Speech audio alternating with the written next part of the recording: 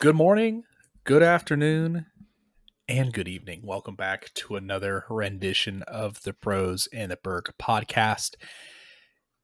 If you're just finding us from TikTok, Instagram, Spotify, we welcome you into this nice community where we offer encouragement and nice words.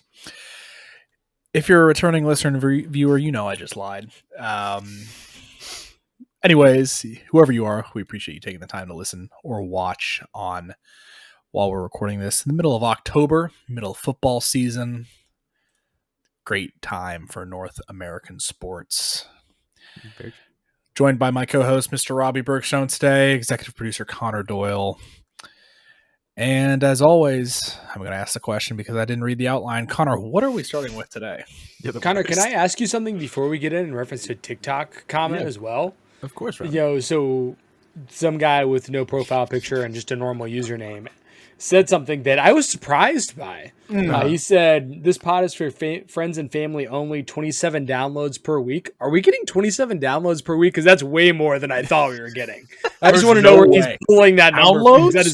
He said 27 downloads per week in our comment section and act like that was a bad thing. That's pretty good. I mean, that's at least double what I thought we were getting. So, can you look into those stats? Like, where did he pull that from? I have no idea where that would even be public knowledge, to be totally honest. That guy hasn't had 27 Tinder matches in his life. I don't want to fucking hear it. It's crazy. Also, he's hating on that, and I guarantee you that's 27 more podcast downloads than he's ever had on an episode. So, like, what's the problem? That was just more than I thought it would be. So, I was curious where he pulled that from. The joke's on you. That's a compliment. Yeah, exactly. What video was that from, Robbie?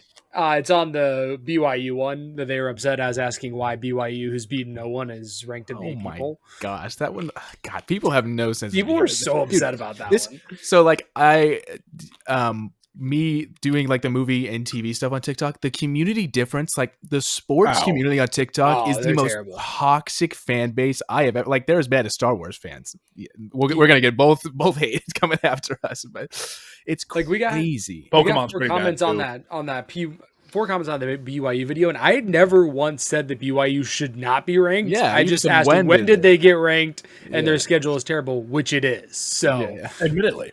I never said they shouldn't be ranked, so it's crazy. Yeah, that's why I just like don't look at the comments anymore. I'm just like the support. They're just some of them are people. funny. No, Connor, you have to look at them so you keep a mental note on when you're right. One in a blue moon bullshit thing that I say happens, and I go respond to 20 of them, and I check back. 30 minutes later, half of my comments have been removed for violating TikTok terms of service. Crazy. So apparently I can't bully people, but no, they can bully us, but we can't bully I was about to say, what the hell? That's how it goes. All right, we're gonna get into it today. Enough of our complaining and whining. We're here to provide entertainment for the people at home. Our 20 downloads a week. 27 downloads a week. So we're gonna get into it. Obviously, we're gonna talk about football.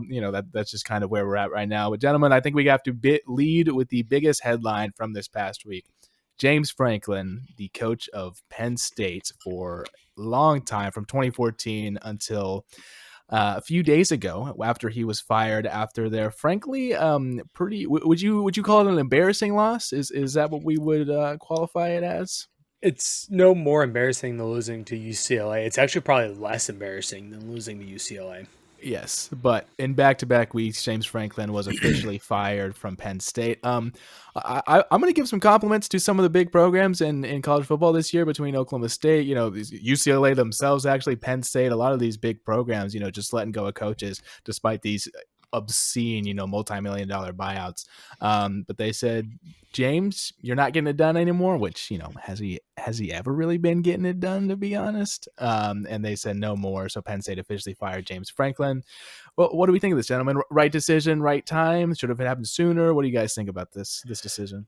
The fall from grace is just amazing. I mean, they were beating number 3 Oregon at home 15 days prior to Franklin getting canned. I just want people to truly grasp the timeline of how fast this happened. And even a little bit before that, last season was coaching in a game to go to the national championship. Mm-hmm. They were in the Final Four and had a chance to go to the national championship just last year. And this might sound horrible. It's like, wow, this has all happened. Franklin must be crushed. Yeah, he's crushed by the fucking Brinks truck backing up to his house. 50 mil to fuck off and like go get an announcer job or whatever. Yeah. Like he'll get hired again this offseason. But I think he will keep coaching. Oklahoma State, question mark? Him and Mike Gundy switch places. That might not be a bad hire for Oklahoma State. I think he would go to OSU though. I don't think he would. I guess where else would he go? Like if maybe Florida, if Napier gets fired. Yeah, like I don't know what more attractive job is going to come open necessarily. Napier's not getting fired. You know how this works. Now they're just going to win every game because they're coaching. He's coaching for his job. Yeah, that's right. Well, so the openings it's UCLA, Arkansas, Virginia Tech, Oklahoma State. And yeah, I guess if Napier gets fired, Florida. So I don't know if OSU is the most appealing out of those, to be totally honest with you. Well, not next to Florida, right? But like, yeah, Virginia Tech, like Oklahoma State's probably more appealing than Virginia Tech. What about Arkansas? Arkansas, you think like the SEC? But Arkansas is just such a doormat in the SEC, and like really has been. Mm-hmm. I don't know. If he wants to win a conference, he goes to Oklahoma State. Agreed. Yeah. Like I think any coach that thinks that they want to win a conference and actually like make the playoff, compete for the playoff. Yeah. Big 12's wide open, truly, every year at this point. Absolutely. Yeah. So, listen, James Franklin took Vandy to 10 wins. Like I'm pretty confident he could take any team to 10 wins. Just can he win a national championship? Probably not. But he can get him 10 wins, no problem. Dude, I don't want that anymore. That's what Mike Gundy was. See, that was exactly what Mike Gundy was. I don't need Franklin would do it way more consistently than Gundy did. Gundy had a million 10-win seasons when he was at OSU. But he might win a couple of conference championships, though. Oh, there it is. Got him. Yep. So James Franklin has officially been fired to move into the rest of college football. We're going to do a little bit of our Week 7 review here. Friday night matchup, one that we talked about on Pick'em. South Florida putting up 63 points for a combined 99 in Denton, Texas against North Texas. Just a holy points. I said two things. I said there was going to be a fuck ton of points scored. You did say that. I also said North Texas was going to win. So, I said one thing, and that was that South Florida wasn't going to be scared of this mean green team, and they were not, and they went and won. But yeah, absolutely. But yeah, just a crazy Friday night in Denton, Texas. I mean, if you're just looking for some entertainment in the DFW area, go watch South Florida put up 63 points. I mean, that's pretty good. I feel like just watching North Texas this year is probably pretty good entertainment in general. They win that game, they're ranked. Thoughts? Yep, exactly. So we, a few ranked matchups to go through here, gentlemen. We will actually, I'll let Ryan finish what he's doing. Ryan's eating some cake and ice cream, so we'll talk about the big one after Ryan's done with that. Well, we can while Ryan's eating his grub real quick. Tuesday Night Football is back, fellas. We got some Fun Belt action on this Tuesday night. Just to run through some scores real quick. Liberty up 20-6 on New Mexico State. South Alabama up 7-3 on Arkansas State, and Florida International up 6-3 on the Hilltoppers of Western Kentucky. Damn it, Big Red. So we're so back. Tuesday Night Football, we've all missed that. Like, who doesn't love watching some COSA and Sunbelt action? It feels on a Tuesday night. Tuesday night is just. We got Tuesday and Wednesday every night the rest of this week, Connor. So every night of the week we have football now. What more could you want? It's been crazy. I logged on to DraftKings to calculate the odds for my parlay, and truly we do a parlay every week. I don't think I've sports bet this season because I hate losing money, and the amount of profit boost that I had.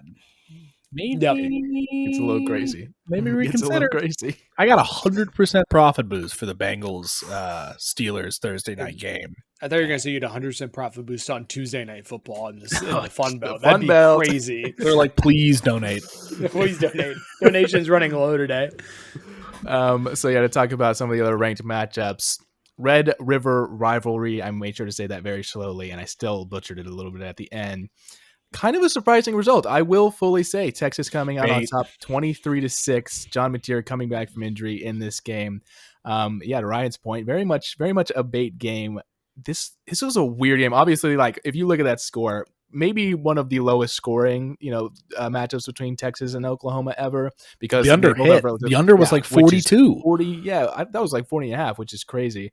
But yeah, just kind of a crazy result out there. Arch Manning didn't look like a whole lot better, but he was getting some, decent completions, didn't have a ton of yards, but at least I think he got a little bit of his confidence. And John Mateer coming back from injury and putting 3 INTs on the board. I mean, that's unfortunately never going to get it done. So Yeah, the Heisman's gone for John Mateer. I mean, it already probably was, but 3 picks in that game, it's gone.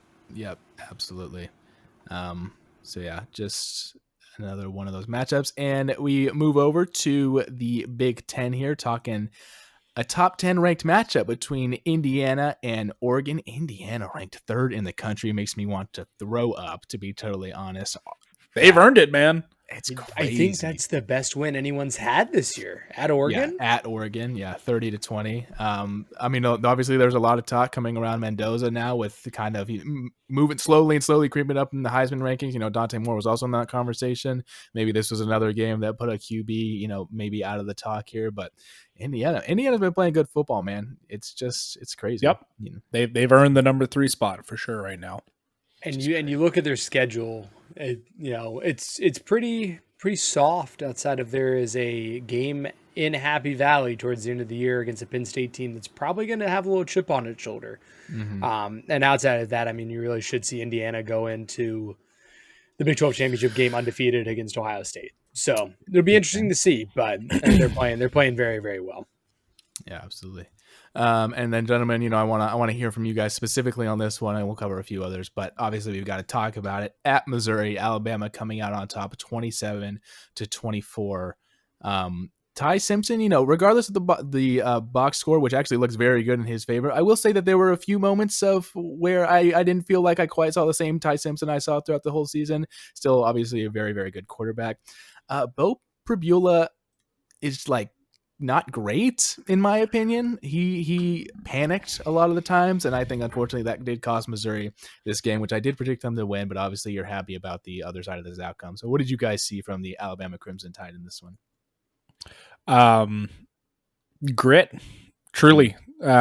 We have had a theme of getting punched in the mouth first in all of these games, these back-to-back-to-back ranked games. Mm-hmm. Ty Simpson does enough to win. We need to get a little bit more help on the ground. I thought our rushing defense was better.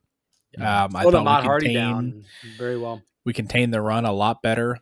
Made Pribula try to force things, and he did. And we were able to capitalize on a couple of those interceptions. It's nothing too flashy, truly. I mean, it was just a game where we were able to impose our will a little bit better than the opponent, and we came out on top. So we gotta fucking play those goddamn Volunteers this weekend. And if it's scary, Robbie and I are going to be together for this game, and I don't want to say it, but if the worst happens, it's not going to be pretty. It's not going to be good. It's not going to be pretty. And still, I just love, our schedule coming up, Tennessee at home, ranked. Then you get a little bit of a break, unranked team just traveling to Columbia, South Carolina for a nice, easy Saturday matchup against a team that should have beat you last year and probably wants revenge. And then LSU and Oklahoma. It just don't stop. I mean, if this Alabama team somehow wins all of those games, I think they're going to end up back in the top 3, if not 2 or 1. And they just have to be. Yeah. So absolutely. We'll see. They played well, though. Got the win. They will be the highest ranked one-loss team. And as they should be. Yeah. This isn't a football commentary. Not that we make a lot of great football commentary on this show. Missouri's home production needs to figure itself out. Why is the camera angle so low all the time at every Missouri home game? It is always like that. Awful. Yeah, I don't understand why they shoot it like that. Like, maybe they fix it with all the construction they got going on, because we got beautiful shots of the end zone. That was on the other side. I swear it's been like that since Chase Daniel was playing in Missouri. Yes, it's been like that forever in Missouri. I don't get it. Shout out Chase Daniel. Yeah, for real. Please fix that, Missouri, if anybody is listening. I doubt that they are. Robbie, let's talk about one that I feel like you may take a little bit of interest in. A an upset, if you will, for the time. USC at home over Michigan, 31-13. Lincoln Riley with a little bit of a statement win here, I would say. What did you think about this and the Trojans? They, I said it last week. They had to prove that they could beat a team that they're evenly matched with, and they actually did for once. Played well. Jordan Mailata is also starting to work himself up of some Heisman leaderboards. Not, into the top 5 yet, but maybe hovering around that zone.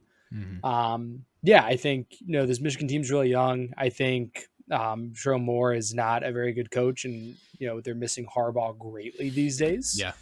And we'll kind of see what the rest of the season has for them. But if you're USC, it's a great one to, build off of. And we'll talk about their game this weekend here in a little bit, because it's a big one. I think it's undoubtedly a playoff elimination game somehow already in week 8. But I do think their game this weekend will eliminate one team or the other. To quickly address another upset that took place, not one that I really feel like covering all that much because the Big 12 is just atrocious. Colorado beating Iowa State 24-17 at home. Just Big 12, other than Texas Tech, is just so bad. Iowa State off the rails. They had a good run, absolutely. And it kind of caught up with them. We talked about it a couple weeks ago. It's like you can't keep winning these 3-point games all the time. It's just not gonna last. We also have to throw out another Big 12 upset, if you want to call it that. Utah beating the absolute brakes off Arizona State, 42-10. Guys, Utah scored 42 points, and their starting quarterback had 104 yards passing.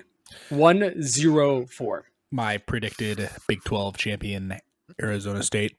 That's a tough look. There were a decent amount of upsets this week. Yeah. In their defense, too, Sam Leavitt was not playing in this game for the Sun Devils, but you still can't let them score 42 points and only have 100 yards passing. That's what we can't do. So that's wow. And let's talk about a positive upset, gentlemen, because I think this is the second time that my Superdog has not only covered, but actually ended up winning the game. Pittsburgh beat Florida State 34-31. Let me hear it. What the hell happened in week 1? Where's my quality loss? This is bullshit. Where I ordered a quality loss. Listen, we've learned, though, in the committee's eyes, September losses really don't matter. They really, especially for SEC teams. Come on, that's fair. August, September, not a big deal. Yeah, it doesn't count. Florida State. I got a couple more scores that kind of jump off the page real quick. I have another question about Florida State. So Mike Norvell is now 2-8, I believe, in his last 10 games against Group Power 4 competition. Jeez. Let's say Florida State finishes the year 6-6. Is Mike Norvell fired? I mean, you would assume so. Yeah, with that kind of record, I feel like it. I feel like he has to. Yeah. Feel like it, right? Which is crazy because they were just living large off of that week 1 win against Alabama. Now, for real. Yeah.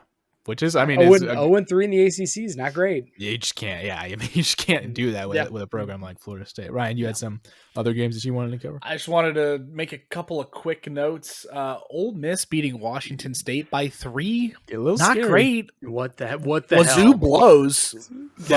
What the hell, Ole Miss? Gotta keep an eye on the Rebels there. They were down late in this game. I think they were down 14-10 at one point in this game.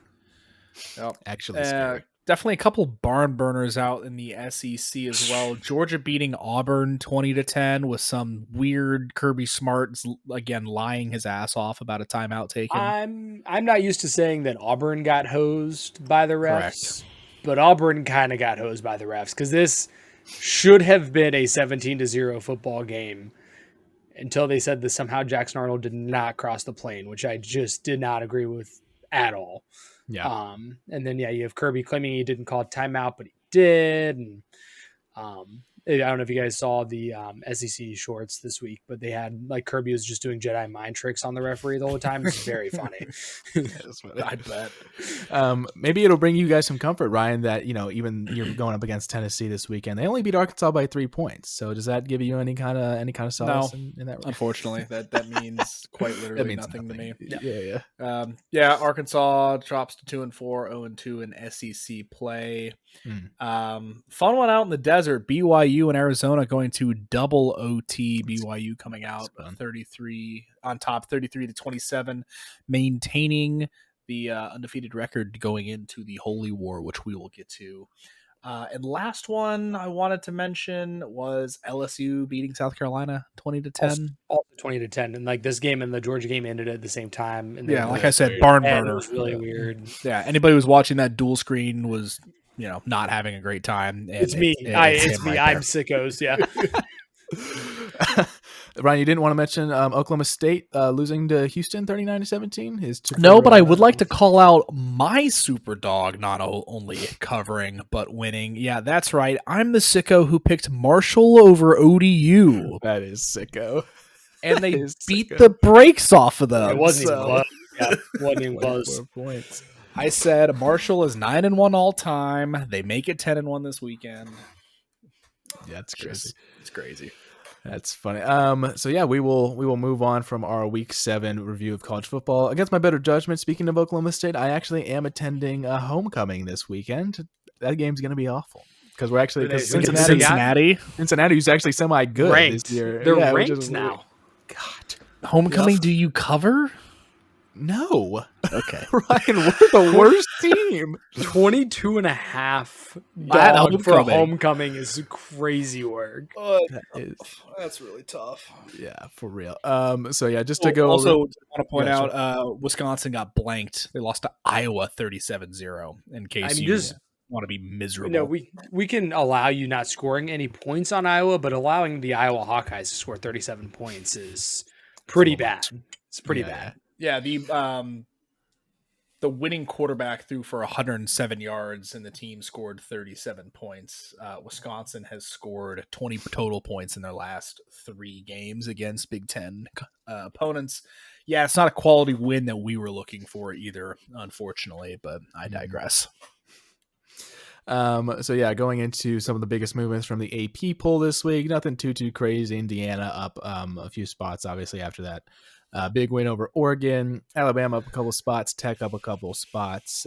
Biggest movement was Oklahoma, who went down 8 spots after losing to Texas in the Red River rivalry. Texas at 21, Memphis at 22, Utah at 23, Cincinnati 24, and Nebraska at 25. So there's a little bit of movement down there. And then South Florida jumping up after dropping 63 on North Texas to 19. So yeah, we will. Missouri only going down 2 spots, which is fair because they only lost by 3, so to Alabama. So totally fair there. They're a good team. They are a good team. So, Robbie, I'm going to swing it over to you. We're going to get into our Week 8 preview, which includes our pick'em as well as our super dogs. So Robbie's going to take it away. Yep. So last week in review, not a great week on the pick'em for the boys.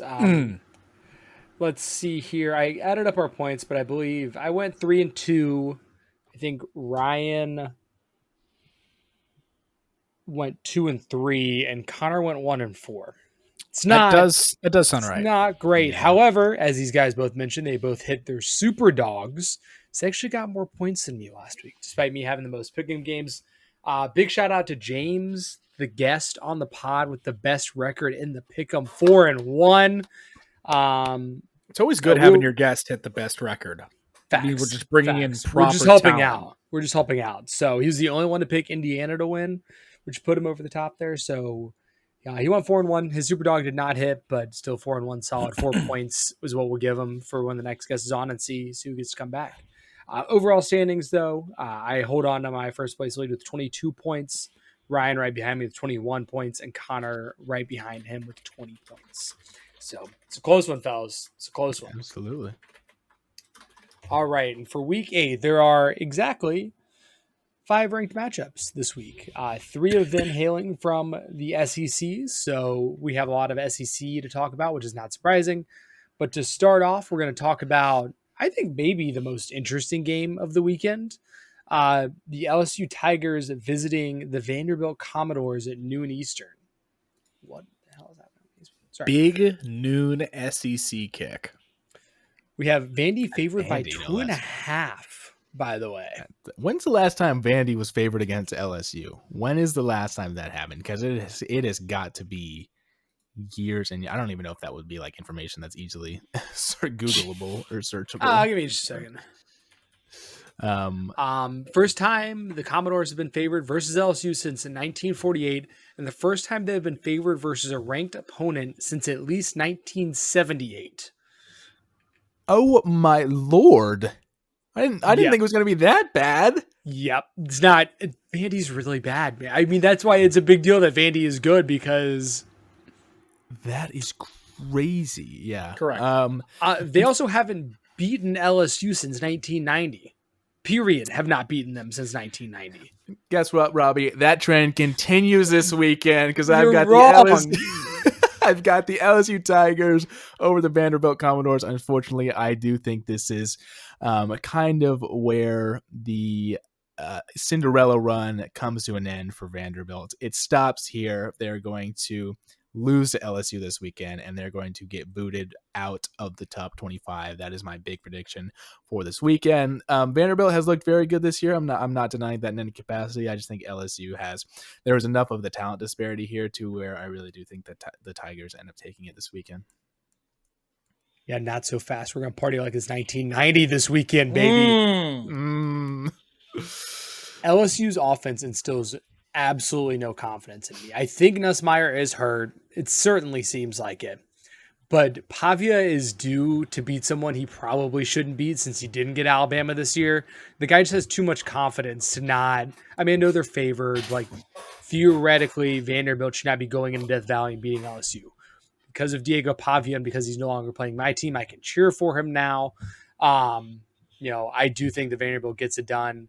And actually, sorry, they're at home. They have to go to Death Valley. They're at home. That's easy.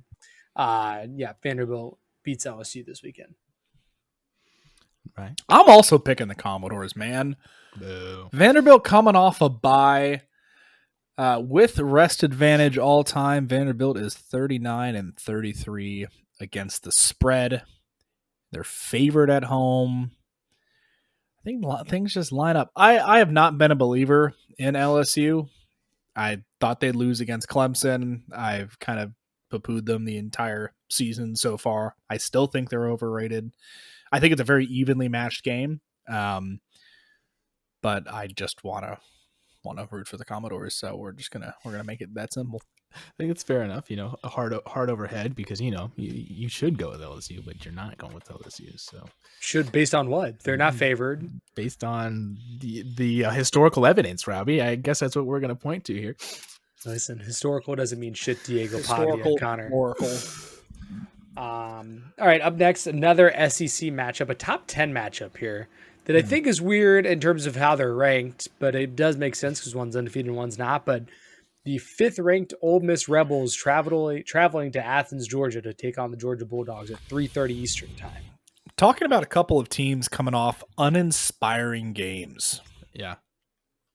Georgia easily could have lost if the momentum is not sucked away from Auburn, and Ole Miss just sleepwalking through their game with Washington State. Currently, the line is set. It is in Athens, and it is game day. The line is set at 8.5. Georgia's favored by 8.5. It opened at 6.5, and the total is 54.5. This is a 3:30 kick in Athens, Georgia. I mean, I'll go first again. Ole Miss coming off of a 3-point win to Washington State really, really concerns me. And quite honestly, I feel, did I say Georgia? What did I say? I meant Ole Miss coming off of a 3-point win against Wazoo really, really concerns me. I feel like Georgia being at 9, and I understand, they have that loss to Alabama. They have a very narrow win over Tennessee. I feel like Georgia at 9 is disrespectful, to be totally honest. I know they're a one-loss team, but they only lost by 3 to Alabama.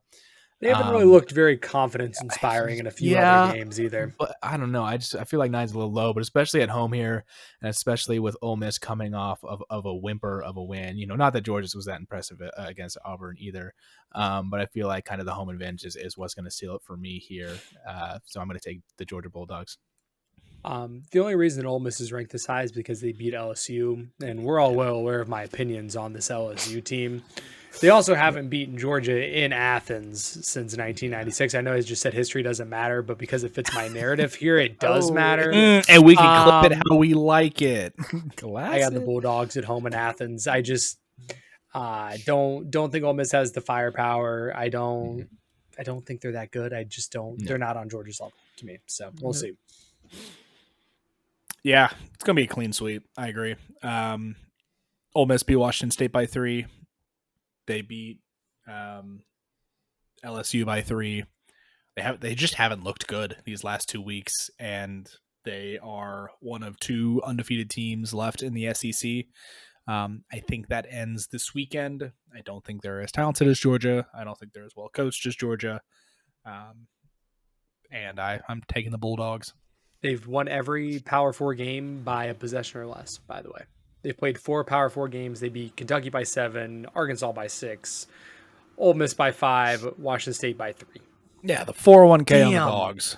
Washington State, you couldn't have lost by 4. It would have gone 7, 6, 5, 4, 3, 2. That would have been sick. That was pretty cool. Yeah. But anyways, all right, we'll leave the SEC here briefly. And what I alluded to is a playoff elimination game. I think it's a playoff elimination game.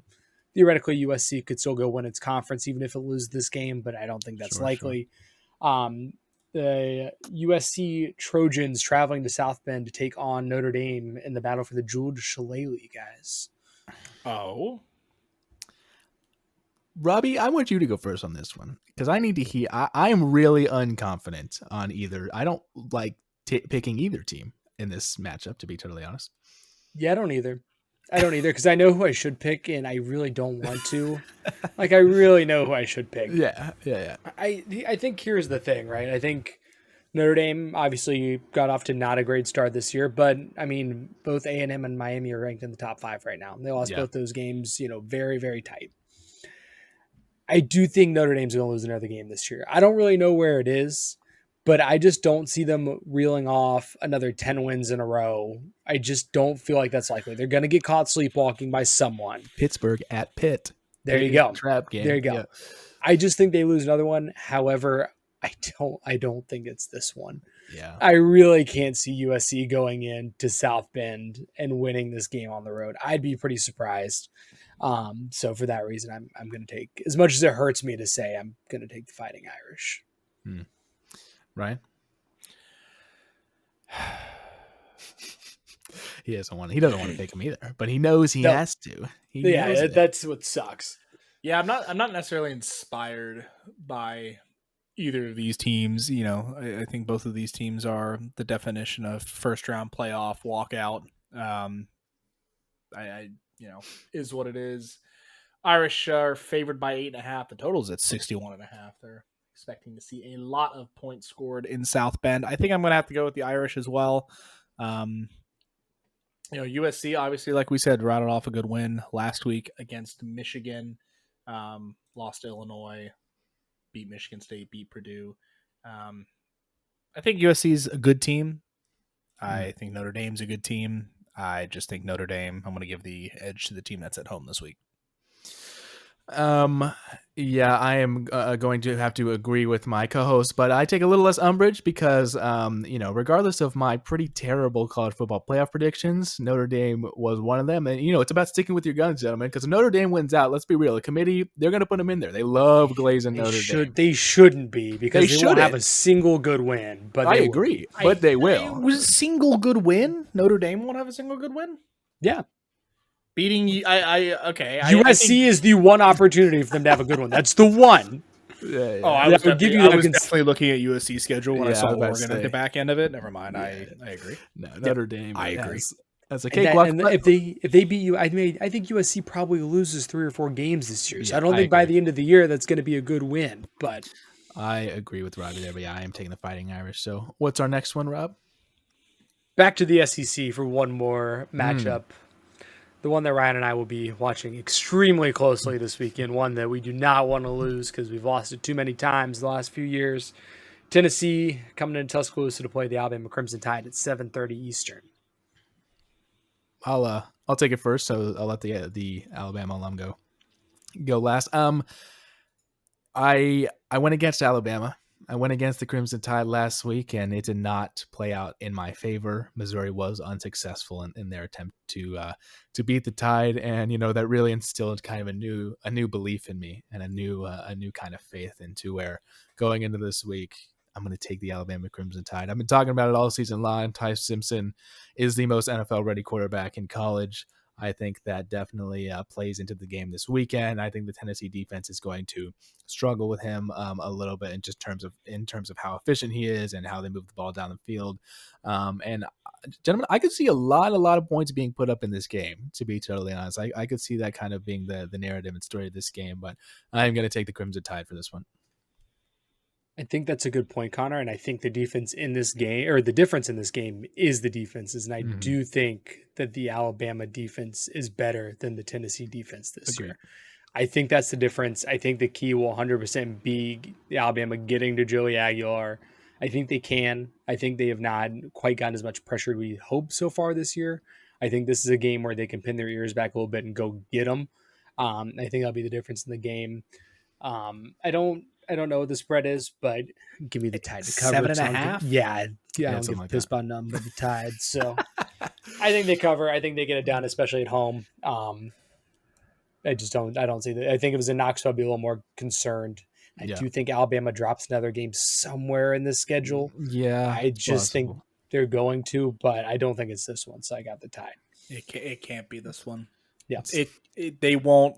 They won't do it again. Are you guys going to lose to LSU? Oh, no, you guys are going to lose the Iron Bowl. You guys are going to lose to Auburn. Yeah, it's about time. It's about that time. We kind of pointed out at the beginning of the year.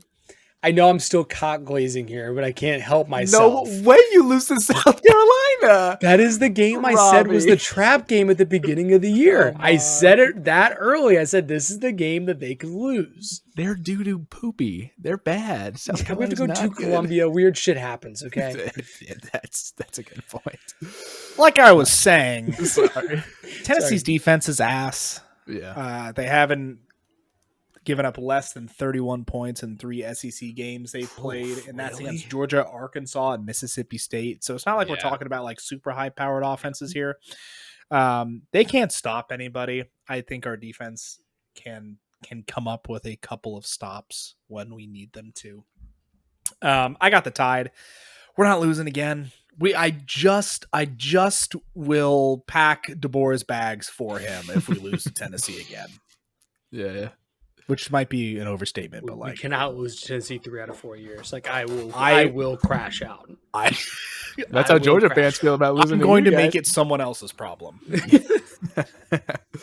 Robbie, do we want to get into our super dogs next? Is that what? One more game? Oh, dude. I can't count. I don't have a job, so. We have one more game, and maybe one of the best named rivalry games in all of college football. We have the Holy War this weekend. Utah visiting BYU at 8 p.m. Real quick before we get into our picks. Yeah. I would have rather seen game day go to the Holy War than Athens. I would agree. It's just Georgia versus Old Piss. No one gives a damn. And honestly, even above that, I would have rather seen game day in Nashville. Sure. See LSU coming to town to play Vandy. Like, when was the last time they went to Nashville for a Vandy game? Yeah, right. That would be. Who crowd would be rocking? Just go to another Georgia game somewhere else. Like Yeah. Georgia, there's so many better options too. Going to South Bend for USC Notre Dame and the rivalry would have been better. Like, this is L decision ESPN. This is like the worst game you could have chosen. And I know we covered 3 of the 5 games were SEC games because of just the ranked matchups, but BYU, we would have chosen the Holy War. Listen, if someone wants to pay for the Bros in the Berg to go on the road and attend a college football game every week, shout out sponsors. Come on. We would have gone to the Holy War. Absolutely. So, just throwing that out there. Ryan, you go first. You haven't gone first yet. Let's hear from you. Utah tickets are expensive. I'm looking at StubHub, minimum $300. Well, yeah, they're not spending. They don't spend their money on beer or soda. They got a lot of disposable income out there. Actually, yeah, it's a good point. This is a crazy game by all analytics standard. I've been looking at like the different FPI rankings, all that kind of stuff. The current edge is BYU 51% and Utah 49%. It is Utah's at home, or excuse me, BYU's at home, correct? Yes, BYU is at home. Yeah, BYU's at home. I misspoke. Man, I don't know. Utah looked so good last week. BYU pulled out a clincher in double overtime in the desert, like I mentioned earlier. I wish I knew a little bit more about like the historical facts, the historical records of the Holy War. Who holds the all-time advantage? If Robbie wants to potentially look that up while I'm working on riffing. Utah with a large lead. Well, it depends on who you ask, of course. So per Utah, they lead the series 62-36-4. Per BYU, Utah leads 59-33-4. I just think Utah has looked a little bit better this year. I think they won some games more convincingly. They dropped their one game of the year to who we all know is a very good Texas Tech team. I do think the Utes get it done in a hostile Provo environment. I'm going to agree with my brother and my co-host here. Yeah, I would definitely agree. I think Utah's had the more impressive wins this year, obviously in kind of a everyone for themselves Big 12 conference that really I don't think anybody in the Big 12 knows how good anybody else in the Big 12 is. It's just been super confusing this year. But I've talked a lot about the historical analytics this year, and I'm going to continue to back them. We're going to go with Utah in this one. Pick the same as Ryan every game so far, so I'm not going to do that again. Yes. Love it. And the simple reason is the game being in Provo. Like, in a rivalry game, it's such an advantage to be at home. And honestly, like, I wasn't even talking shit about BYU being ranked. I was just surprised to see them there. It was a little bit like a jump scare BYU situation. Sometimes they just pop up out of nowhere. You don't really expect it. It's spooky season. It's fine. I don't think either of these teams I would consider to be good. I think they're both fine. And in the Big 12, fine gets you wins like this in a ranked matchup. So with BYU being at home, I'll take the Cougs there in beautiful Provo, Utah. Nice. All right, we're going to move on to our super dogs, I'm assuming. Yes, we won't forget this time. I'll lead off the segment here, gentlemen. I got an ACC matchup for us, a little ACC action. We haven't given too much love to the ACC. Not that they really deserve it this year. They're kind of bad. But we're gonna go over to the ACC here. SMU versus Clemson. SMU is going to be at Clemson this weekend. Clemson is favored by 9.5. I'm taking the Mustangs. I am taking the Ponies to at least cover, and I think that they really have a chance to win here. I think that Clemson they're struggling this year, obviously, and I think that they're going to continue on that downward track. I think that SMU is one of the better teams within the ACC, and is going to give them some issues that Clemson isn't going to quite know how to deal with. So I'm going to take the SMU Mustangs as my super dog for the week. I think it's a great pick, Connor. A little bit worried about it being in Clemson, but sure. Still wouldn't be surprised. I can go next year. Texas A&M is 6-0. And we all know that 8-4 at Texas A&M is inevitable. They're due. It's just inevitable. They go to Fayetteville this week. We just talked about, Arkansas has struggled a little bit this week so far this season, but they gave, Ole Miss a close game. They gave Tennessee a close game. At home, A&M favored by 7.5 in Fayetteville. I like the Hogs to cover that one, no doubt. Plus 7.5 for Arkansas. I respect it. 8-4 A&M is inevitable. It's going to happen. They have a long road to 8-5, but they'll get there. It's a great point. It's good. It's good. It's good content. Let's go with this one. Let's go with a team that I think should be ranked and will be ranked after this game this weekend. Where the hell is it? I just had it pulled up. I'm throwing. Ryan yet again being a bum. I mean, there's really no other way to put it. I just want to have my statistics and we're just ultra prepared every single week. I'm so locked in this right now. Comes into the game. No, he doesn't have it written. What's on that? That's I don't believe it. Unison. I couldn't see it. Not real. Not real. Yeah. So this is we're going out to the Mountain West, boys, and yeah. Oh yeah. Hell yeah, we are. we're picking the team that's the only undefeated team still out there in the Mountain West. They travel to Boise this weekend. UNLV are dogs going in to Boise. UNLV. Now, you might say this is bait. It's definitely You're getting baited. Do we stop you? Do we stop you or do we let it happen again? No, of course not. Is this cheddar for the rat? Because I don't see it happening. 11 and a half. He's the rat, Robbie. 11 and a half. You are the rat. Dog? What am I missing here, boys? Talk me out of it. What's Robbie's going got more on? conviction than I do in this matchup. I just don't believe in UNLV. Like, it's really that simple. Do we remember the fact that at home they only beat Idaho State by 7 points? Or do we forget about that? I don't remember that. Did we forget about that? That was week 0. That was week 0. They also, I mean, UCLA has looked a little better. They only beat UCLA by 3 or by 7. My apologies. Miami of Ohio by 3. Air Force by 3. Tell me these boys are going to go into Boise, Idaho and cover 11 and a half, beating Miami of Ohio by 3 points? Here's the thing. There's just not a lot of great games to choose from. No, there's Super not. Dog category this week. No, there's not. So I'm not necessarily thrilled about that. So that was the line that had jumped out at me. I'm falling for the cheese.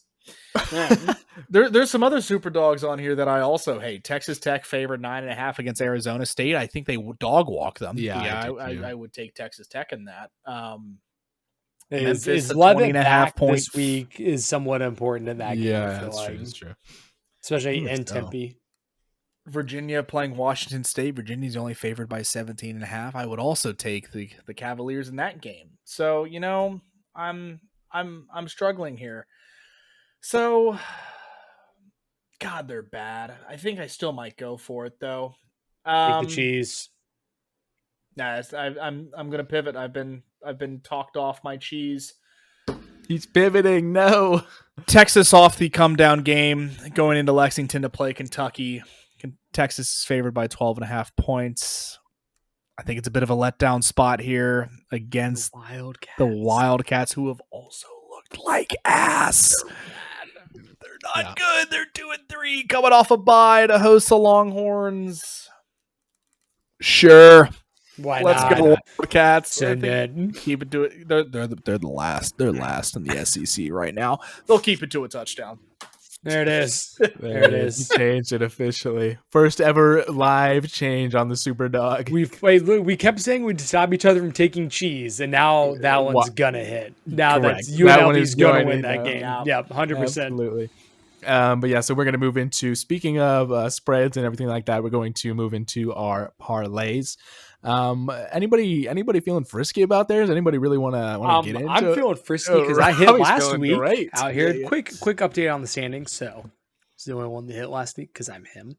We're on a plus 800 guy there. So Ryan at minus 9 units. Right. Connor at plus 12.25 units. I'm up to plus 9.75 units. Right in Connor's back pocket Sniffing right my now. ass. As a team, we're up 12.25 units because we took James's last week, which honestly a valiant effort from James. Yeah. Did the Kennesaw State leg. I didn't see what Georgia State did. Did he win? Anyone know? I actually do Couldn't not know from this past week. Georgia State football. Let's look. They did not. They lost to They App. did Very not. sad. Yeah, they But did. it looked good with that Kennesaw State win early. So I will go first here. It worked last week. Why not use the exact same formula that we did last week this week? back. We have a hockey leg and 2 football legs. Disgusting. The football legs are the exact same type of bet. Now, one's college this time, so it's a little bit different. Mhm. But we'll see how this goes.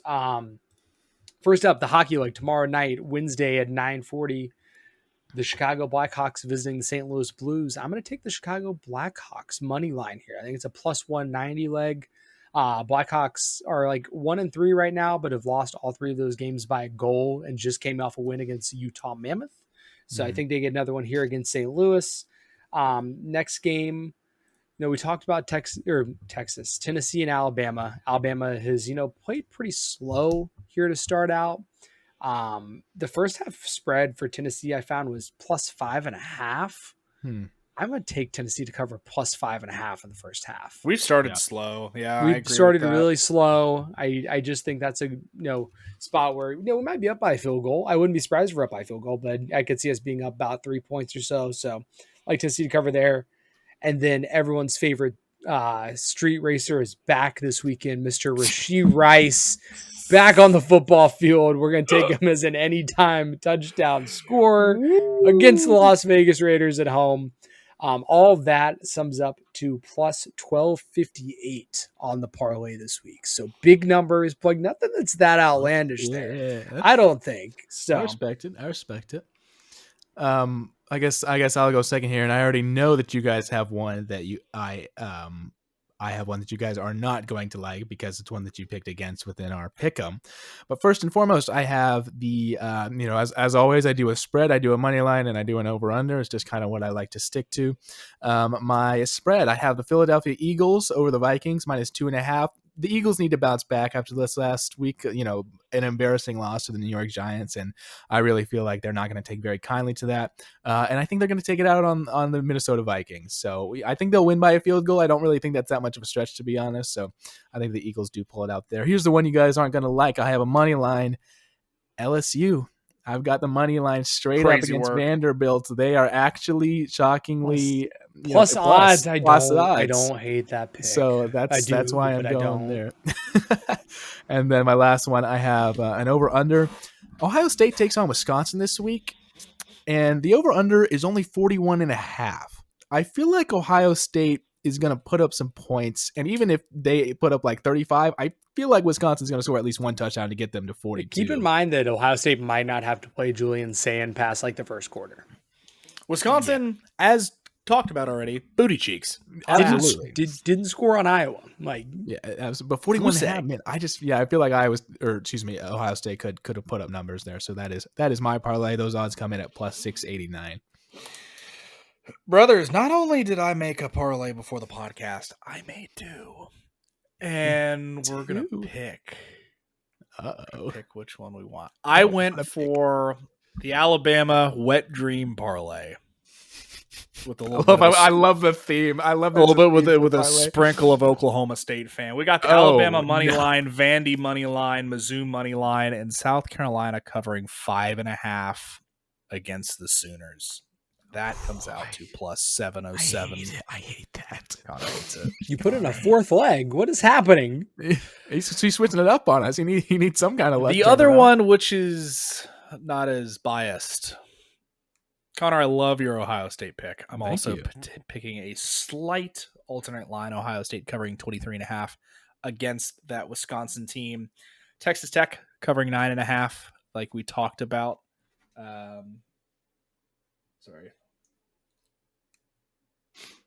Ryan, once again, having technical difficulties. I have all this written. I just want everybody to know. Virginia hosting Washington State. An alternate line with them to cover 16.5. We've discussed Wazoo ass. Yeah, but they, good showing this last week apparently. So those three seem reasonable, right? Some good teams playing some bad teams. Some spreads might get there. I got an over under for you boys. Oh God. Florida Atlantic going to visit South Florida. The over-under is 73.5. Oh my gosh. And we're taking the over. No, we're just not. You need to be put in jail. That's something we're not going to do.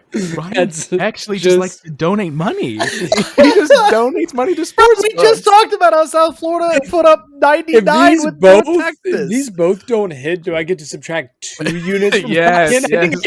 I think I do. That absolute juicer is +945. Oh my I'm just not taking. I mean, I'd love to see it and over 73.5 be fun, but I'm not taking that. I'm not doing it. I can't. Do you Can't need stomach some it. like statistical analysis on why that's a guarantee? I think it's a donation. It's a guaranteed donation. You're right. Yeah. That's crazy. Anyways, man. that wraps up our parlays, gentlemen. We're gonna get in the NFL. I'm gonna switch up a little bit. We haven't decided which one we're taking yet. Oh, well, neither of Mine, Ryan's. obviously. Neither of Ryan's. I hate both of I Ryan's. kind of like mine. I feel like mine's not. Say it that one more bad. time. Run quickly. Blackhawks to win tomorrow. Yeah. Tennessee to cover 5.5 in the first half against Alabama, Okay. and then Rashee Rice anytime touchdown score. The return. He's That's gonna fine. get one. He's gonna That's get fine one. with me. He's gonna get one. I'm It's plus okay with it. 1,200 too, Connor. Come on, that's Yeah. No, that's a good point. I big like that. numbers. What's the longest leg in that? I think both the Blackhawks and the Rashee Rice one are both like plus 190. There you go. Okay. Awesome. We'll go with Robbie's there. And within the outline has going to the NFL, gentlemen, and we're going to switch it up a little bit. I want to talk about the NBA. Around when we're probably going to end up recording next week is when the NBA is going to tip off. We have 2 games on October 21st. The Houston Rockets at the Oklahoma City Thunder with the debut of Kevin Durant within a Houston Rockets jersey.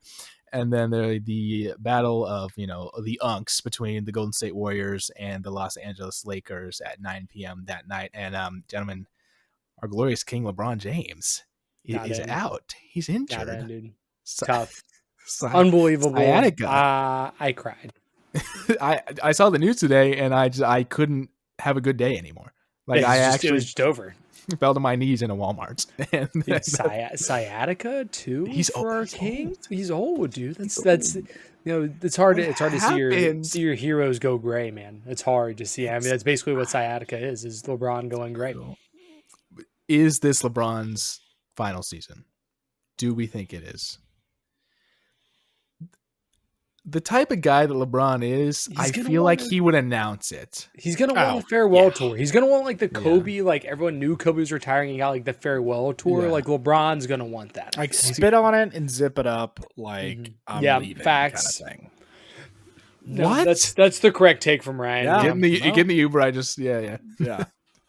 Yeah. I mean, he's going to want his 60 points against the Jazz kind of moment in his last year.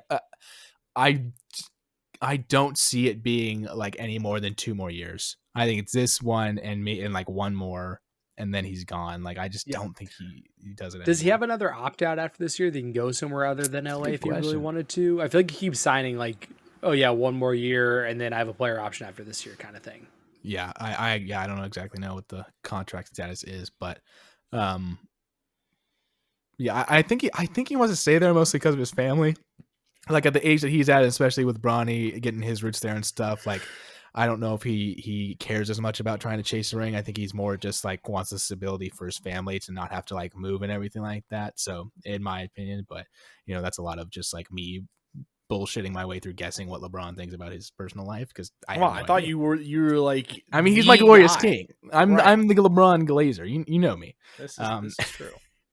So so only 2 games that technically on that opening night, and then a slew of games on the next night. Dallas Mavericks taking on the San Antonio Spurs in Dallas. I'm trying to look. The Charlotte Hornets taking on the Brooklyn Nets at Charlotte. And any expectations for the Charlotte Hornets this season, Robbie? Make the fucking play-in game, and I'll be happy. It's how low it is, but they should. Like I do think this team is good enough to make the play-in. And maybe actually get into the playoffs, like just with how beat up the East is. Like I feel like there's a pretty good chance. Speaking of Connor, while we're on the NBA real quick, they did do the recent GM poll for the NBA, so we want to walk through a couple of things I found interesting really quick. Well, hold on, Robbie, real quick before we go into that. Just one of the games that's listed here. The Memphis Grizzlies take on the New Orleans Pelicans at home.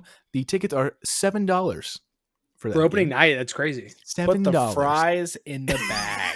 That's to both of those franchises. That's disgusting. Let's go to Memphis real quick. Yeah, for $7? I'd fuck up some ribs hard in Memphis too, and then get shot by John Moran. Sorry, fine. It's fine. Shout out! I was reading some camp reports of some of our glorious Dallas Mavericks, channeling my inner Ahmad. Anthony Davis, street clothes man coming in to camp, 6'10", 270 pounds, looking a little thick. Got on that Zion diet this summer. Hell yeah, brother. Shout out Zion for looking a little Zion's looking a little trim. Hell, and Luka's looking like Jack now, man. It's just what's going on? Zion's off the gumbo. Luka's on that sweet green diet. Like Dallas has good food, but the food's not that good.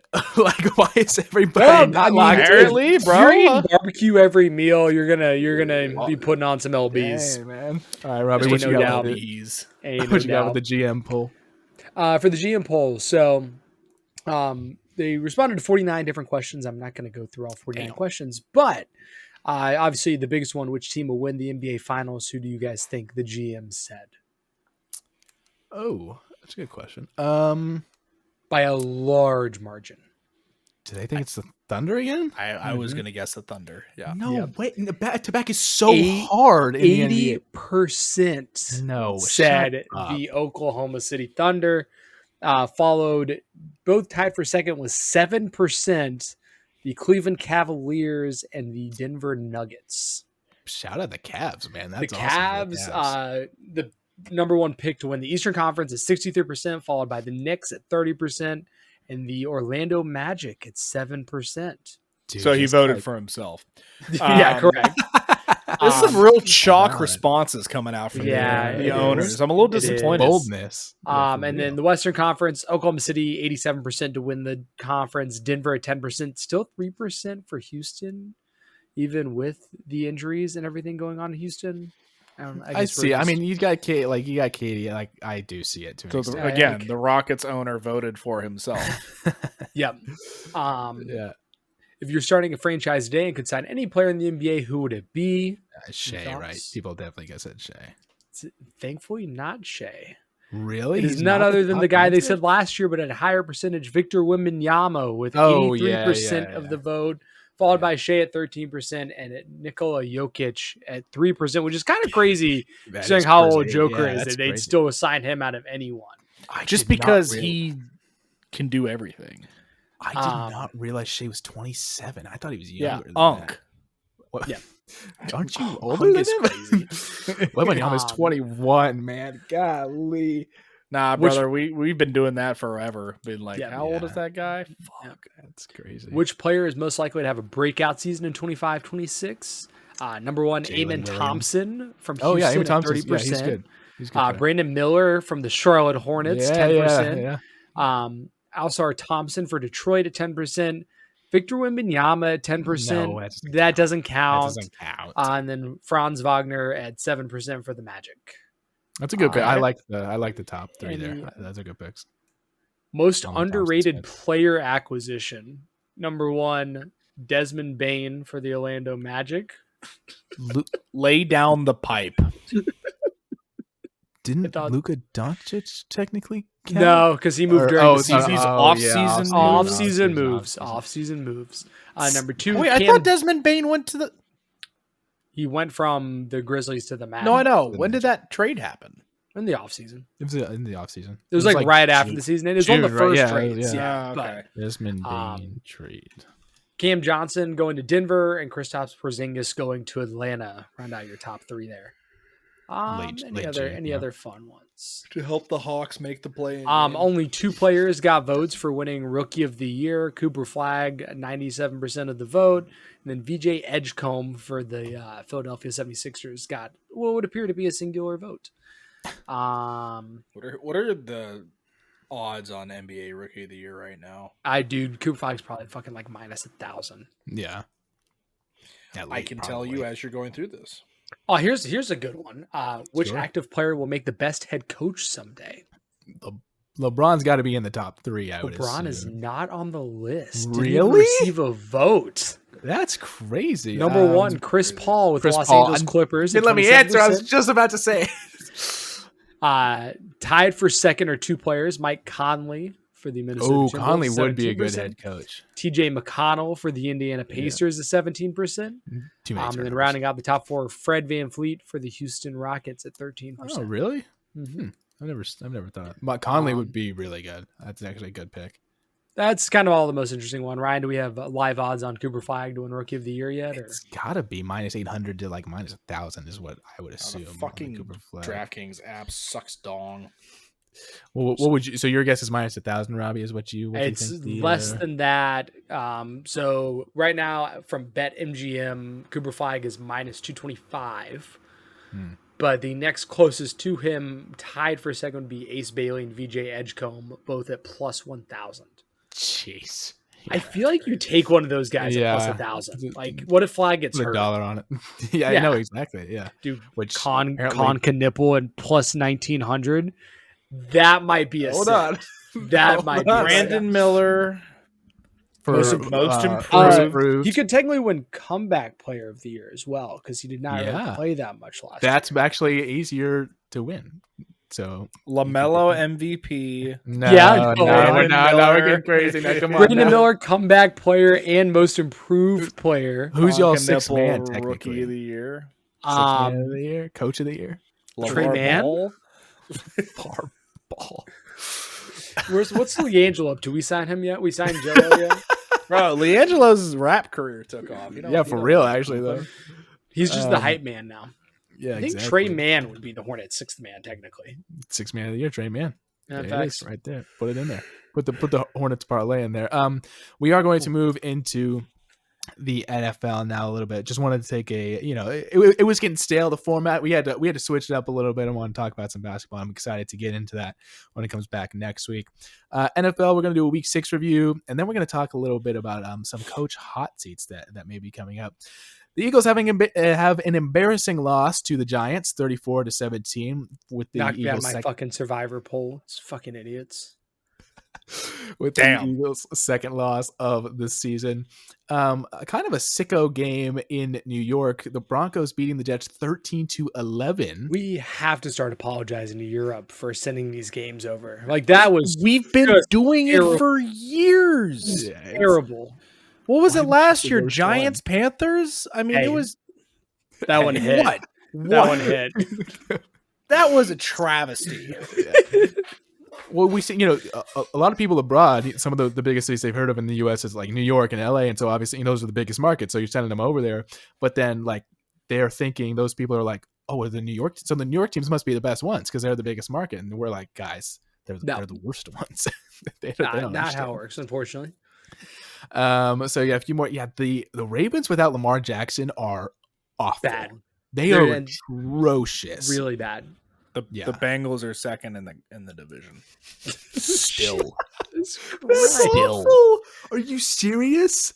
The Steelers are 4-1. The Bengals are 2-4 at second in the division, and the Browns and Ravens are holding each other close, each at 1-5. So how did Cooper Rush trick this Baltimore team into starting him over Tyler Huntley? Like we know what Tyler Huntley is. He's better than whatever the hell Cooper Rush has been doing out there. Tyler Huntley is a great value Lamar Jackson. You can at least run your offense. You don't even have to change Huntley. the offense. Yeah. Yeah. Can we, so like if most valuable player, the MVP award was awarded in the way that like if you just took for the name value, Lamar Jackson is the MVP of his team. Except they were 1-3 before he got hurt. Yeah, but like they're putting up 3 points against the Rams. When do we start pointing the finger at John Harbaugh? It's got to be soon. Start happening? It's soon. Like Derrick Henry's fallen off a cliff. Yeah. The offensive line looks beat up. The defense is obviously very hurt. Defense is terrible. So real quick before we move off the AFC North, is this the worst quarterback division we've seen in years? Jake Browning, Cooper Rush, due to the Rodgers, injuries, and Dylan Gabriel. Oh man. Yeah, I mean, fucking gun to my head. How old is Aaron Rodgers? 41, and they're playing the Bengals. Like head and shoulders, the best quarterback in the division right now is 41-year-old Aaron Rodgers.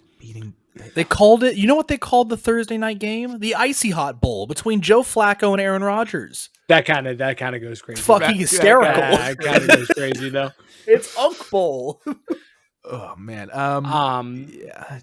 Flacco's an improvement over Browning. Like, can we say that? I still think Zach Thomas is a terrorist. They have to do something different with the playbook. They're not letting Flacco do anything. Now, granted, the offensive line is so bad that do you want to let him do anything? You can't really let What happened to Chase Brown? Like, I feel like Mans is not getting any touches. Because they're Joe just stacking Burrow. the box. Yeah. Fair.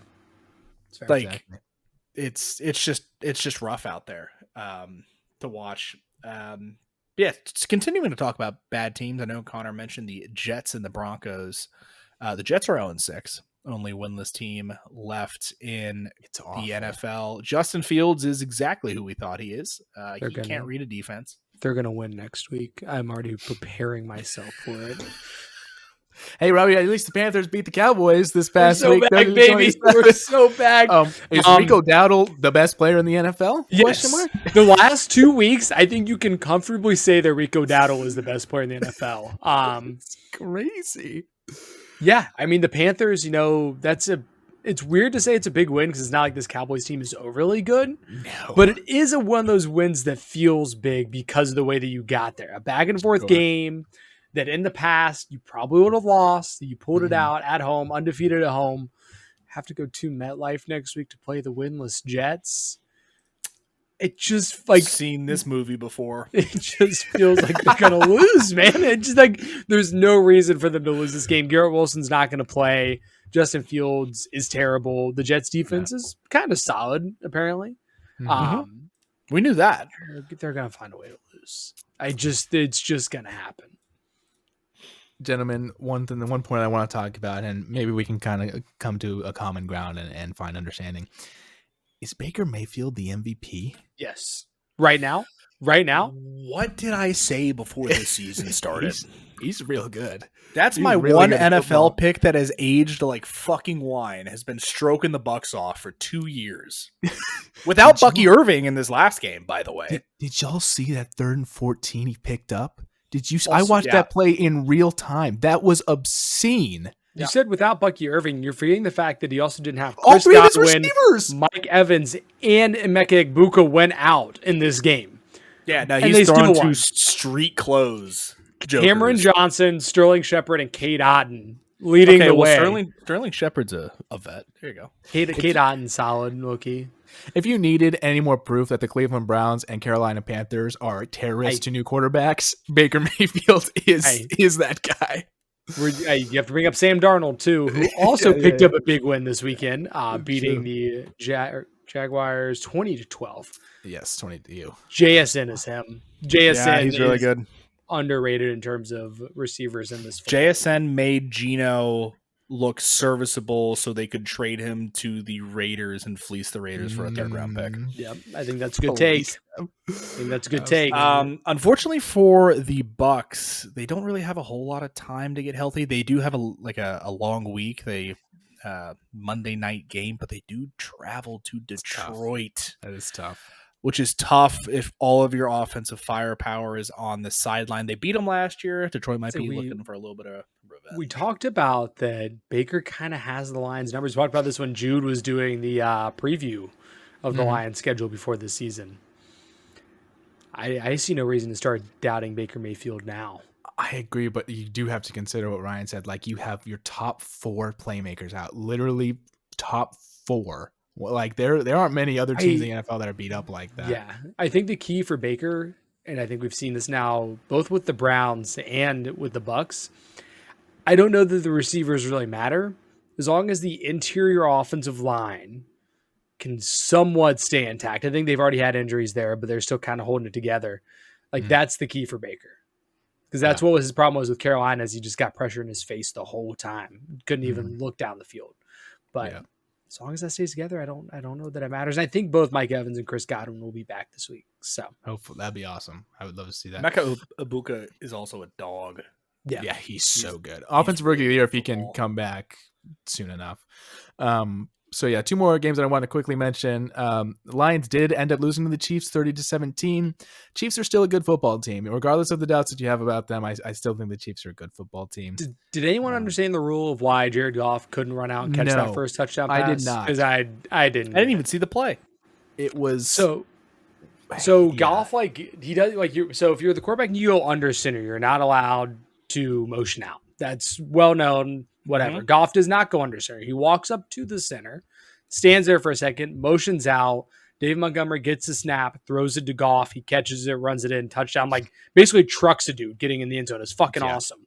That block by Amon-Ra was crazy. He Yeah. held on to that guy. But so this happens, and like the Lions score and everything. They get onto the sideline and are sitting on the bench. And then all of a sudden a flag is thrown saying it's an illegal formation. Like Jared Goff is like drinking out of a Gatorade bottle by the time the flag is thrown on the sideline after scoring. Yeah. That's so late. That's crazy. And I guess there's two things. One of them was saying that he was in motion and never got himself set. Yes. Which I could kind of see. And the other thing was that even if he doesn't put his hands under center, you can't be that close to the center and motion out. Which is apparently a rule, but I don't really get it. So yeah, because technically, like people look back on it, I guess technically now the Philly special is an illegal play. People were saying the Patriots fans at the time were complaining about it being an illegal play. Yeah. But then they didn't call it, obviously. Yeah, so it was something kind of similar to that. But yeah, it was very weird. It was very, very weird. But regardless of that, the Chiefs did end up coming out on top. Honestly, after that play, because the Lions, I think, had a lot of momentum, and then that just totally sucked it out of anything that Detroit had. And so the Chiefs were able to come out on top. And Mahomes is getting his offense back slowly. Yeah, like Worthy's back. It's a little scary. Gets Rashee Rice back this week. And they've maintained. They're at 500. Surely the schedule gets easier, right? Because their schedule's been crazy. Yeah, it has. And then the last one I want to mention. Not really. Quick thing on the Chiefs schedule. So they have the Raiders this week. A little bit of a reprieve. Then you have Commanders at Bills at Broncos versus Colts. That's not to mention at the Cowboys. Yeah, I wasn't going to that one. Sorry. Can I put a future bet on Rashee Rice 200 yards, 2 tutties against the fucking boys secondary? Yeah, it's fair. Jesus. Also, Mahomes is now leading MVP odds. Baker, give me Baker. I want it. And the last game I want to mention, just because I feel like it was kind of embarrassing, the Bills lost to the Falcons at that was in my parlay. Woof. Yeah, didn't see that coming. Bijan's really good at football. He is so good. I said it last week. Might be the best running back in the NFL. I think he is, and I don't think you have to be afraid to say that anymore. That one play where he broke like 8 tackles was just, I was like, what is going on? Yeah, it's crazy. But yeah, I mean that kind of wraps up for the week 6 review. I did want to talk. So Ryan, funnily enough, you talked about Zach Taylor being a terrorist early on. I didn't want to go through the top 5 Fox Sports News NFL head coach hot seat ranking because they do one every week, and I we haven't really gone through it before, but I want to go through the top 5. They list 7 here, but just want to go through the top 5 here. Number 5, Zach Taylor of the Cincinnati Bengals. He's gonna get saved just because Burrow's hurt. He's not going to get fired this year just because he doesn't have Joe Burrow. How long has he been the coach? Oh, I actually don't know. Oh, did I get it? He's under contract through 2026. Yeah, they'll keep him around for the last year. Yeah, I think they will too. They'll give him one more year with Burrow healthy.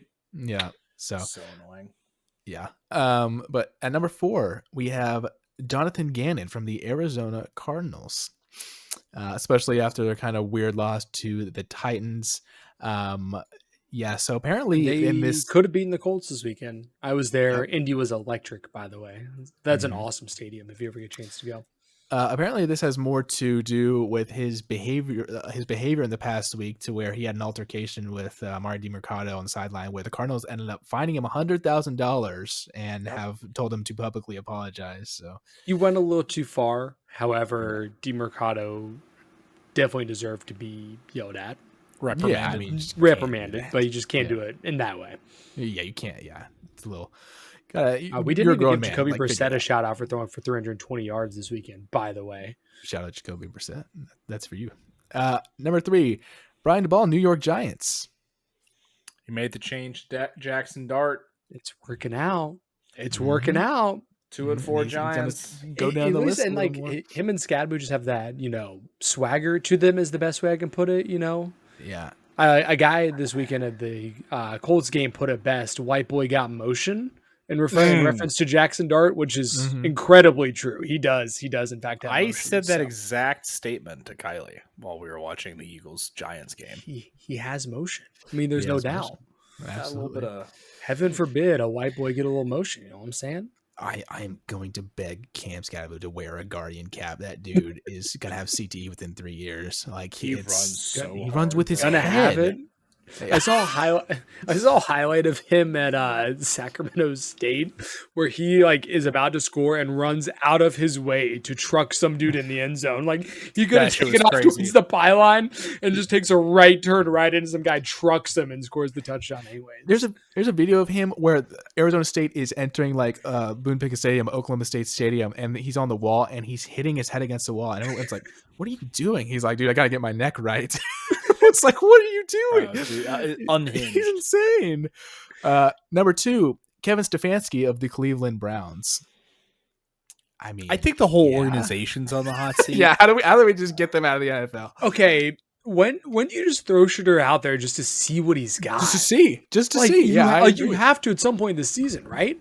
Yeah. Like Agreed. Gabriel looked okay this first game. This week looked real fucking bad. Yeah. So like you have to throw Shooter out there at some point just to see it. You got to give somebody some kind of rhythm. I like. Yeah. We That's have true. to just let dudes suck. You can, like, the NFL is so against letting any kind of development happen. If you do go 3 games and you aren't showing that you're the second coming, you'll get fucking benched. And I like pick a rookie quarterback, give him some actual time and starts, and see what I'm happens. just saying Bryce Young getting benched was the best thing to ever happen to him last year. So Unfortunately, they traded away their Their Andy veteran Dalton. quarterback They traded away their the Andy guy Dalton. could sit behind to a Yep. division rival, which we talked about last week, but I don't think the Browns got enough hate for trading a direct upgrade at quarterback to a division rival. Yeah. It's just crazy. the direct upgrade, yeah, but like very loose on the term upgrade, I would say. Like Still, why are you trying to help out your division That's rival? I agree with that. I agree with that. And then number 1 on the list, we have Mike McDaniel of the Miami Dolphins. Dead man walking. I mean, It's gotta especially be gone, Tua's right? comments this week. Yeah. Like, he's talking about how guys aren't showing up at players only meetings and all this stuff and talking about how leadership starts at the top. That is looking right at Mike McDaniel and saying leadership starts at the top, starts with you. And I just don't see him as Dolphins. Yeah. don't see him as a disciplinarian that's getting these guys fired up to do things the right way. Maybe I'm wrong. I just don't see it. So He'll get hired as an offensive coordinator. I don't think with all those 100%. comments he'll be a head coach. No. Like for his next job. Oh, he will eventually. Don't worry. Oh, sure. He'll get Eventually. retried. Yeah, he will He'll eventually. get retried. I'm just saying, you hear that kind of stuff, you're not getting hired for a head coaching job after you get canned. And the only reason he's number 1 is because last week's number 1, Brian Callahan of the Tennessee Titans, has been fired. Bingo. What is up with teams bringing in rookie quarterbacks and tying them to head coaches that are not making it through the season? What's your thought process there? Here's the thing, Robbie. Usually bum-ass teams are the one drafting That's a good point. these rookie quarterbacks at the top of the first round. Mhm. And those bum-ass teams are associated with traditionally bum-ass coaches. So Mhm. And also bum-ass decision-making. yeah, I do apologize for the dozens of NFL fans that watch the Titans Raiders game. I'm sorry if you didn't have anything better to do on your Sunday afternoon, because that's tough. It is tough. So yeah, in terms of the coaches in that list, that is all that I had for that. Just a few of the NFL Week 7 games that maybe you want to keep an eye on. Panthers at the Jets. Jets are going to win that game. I mean, that's just a given, as Robbie said already. So unfortunate, but it is. They could be over 500, but they won't be. Yeah. A matchup of 2 4-win teams. The Rams and the Jaguars are going head to head this week. That should actually be a pretty Good game for there. London. Shout out. Yeah, there it is. Because of the Actually, Jags, right? If the Jags are good, we're pretty much Yes. guaranteed to get a good London game. I would like to Exactly. point out the 2 toilet bowl games of the week. Sure. Sicko football. The Dolphins travel to the Browns. It's still warm enough that Tua should still be able to play well, so I got the Dolphins. Yeah, I like that. Good that's pick. not a great game. I don't think anyone's looking forward to that. Followed by the Saints visiting the Bears again. Hey, the Bears 3-2. That's, Yeah, for real. that's must miss football. Is the entire NFC North have a winning record? Am I reading that right? Yeah, I think they do again. Really depressing. It is depressing. To mention a good game, the Colts and the Chargers are going up against each other. The Colts with 5 wins this season, so obviously quite successful thus far. We talked about it before, but the Buccaneers versus the Lions should also be a good. Hopefully Baker's got a few of his guys back, so that can actually be a relatively evenly matched game. So if the Giants were the issue with Daniel Jones and the Mm. Giants were the issue with Saquon Barkley, Mm. how good is Malik Neighbors really? Well, really think Saquon was about still it. good in New York. He just wasn't, like. How good is Jackson Dart? Really? There it is. The ball job saver at the For moment. real. Gentlemen, let's swing it over real quick, and we'll kind of end off on this because I think we've gone for enough time here. Major League Baseball is in their postseason currently. Both the AL and the NL are both in their championship series. On the AL side of things, we have the Seattle Mariners and the Toronto Blue Jays, with the Seattle Mariners being up 2-0. On the other side, we have the Los Angeles Dodgers up on the Milwaukee Brewers 1-0. You seen anything from this postseason you didn't expect? Everything's shaking out the way you thought it would. I am so impressed that the Seattle Mariners are up 2-0 right now after going into 15 innings on Friday night to beat the Detroit Tigers. You turn around almost immediately, get a day off, and you have to go, all the way to Toronto to play this game from Detroit. Real far fight, but still to go up 2-0 on the best record, I think not on all baseball. Brewers have a slightly better record, but be up 2-0 on them. It's pretty impressive. We might have an all West Coast World Series this year. Cool. It'd be interesting. Yeah, Speaking of the Brewers, the best record in baseball, they are currently live trailing the Dodgers 3-1, down 1-0 in the NLCS in Game 2. Yeah, we'll see. We'll see if the Dodgers are able to close this one out. Brewers definitely don't want to be going down in a hole, down 2-0, and having to go to LA. I don't think that's how winning works. So it's not a winning recipe. No. Gentlemen, I'm going to take the winners. I'm going to take the winners of the series currently here. I'm predicting a Mariners-Dodgers World Series. Well, really going out on a limb there. Absolutely. That's what I'm thinking. The two That's what I'm teams thinking that might be up happen. 2-0 at the end of the night. That's crazy. This guy knows ball. Who wins that series though, Connor? Dodgers. So Mookie Betts, Freddie Freeman, those are the guys, and Shohei Ohtani. Those are the guys. Come on. I like the Mariners. Team of Destiny vibes from the Mariners right now. Team of Destiny vibes. It's David Goliath, but Goliath is going to step on David in this case. So that's what's going to happen. As long as it's not the Phillies or the Mets, you know what I'm saying? All right. The Mets, baby. In terms of the podcast tonight, that will finish us off and wrap it up. Robbie, would you like to sign us out? Yep. For myself, Ryan and Connor, thank you again for listening. I think we will have a guest next week, Connor, ? We will, and we will not reveal who it is. We will have a surprise guest next week on the Bros and the Berg. See if they can beat James's 4 points in the guest pick-em from this past week. So it's pretty good. Myself, Ryan and Connor, thank you again for listening. Like, subscribe, comment. Download our podcast that has 27 downloads. Apparently, keep downloading this shit. You know what I'm saying? Yeah. And on top of all that, please gamble responsibly. Thank you for listening. Bye-bye. See ya.